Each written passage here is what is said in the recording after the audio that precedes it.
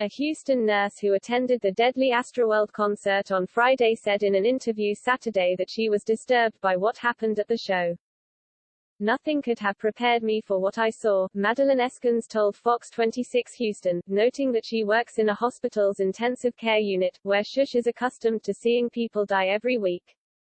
"It was absolutely insane," she said of the disaster. "I've never seen anything like that in my life. I am disturbed." A crowd surge at rapper Travis Scott's annual festival in his native Houston left at least 8 people dead. Eskins said she attended the same event in 2018 and 2019 and the crowd usually moves forward in excitement, but this year was different.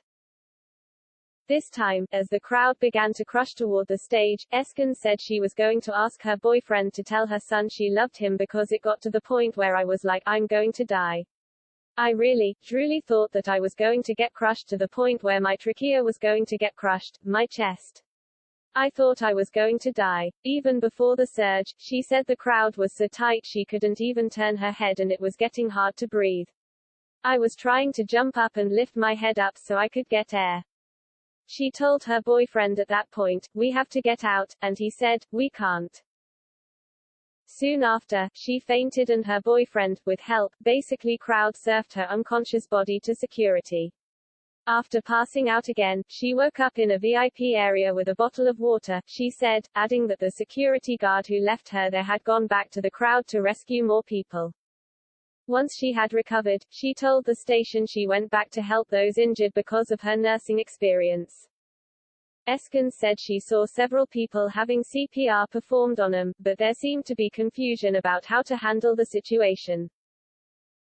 There were no pulse checks going on. It was madness, she claimed. She told the station she didn't think the concert had enough security or medical staff for the size of the crowd, which officials estimated at about 50,000 people.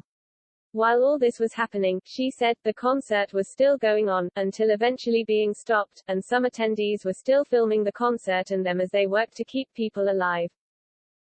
Eskins said she was disappointed in how the incident was handled and that the medical staff wasn't truly medical staff.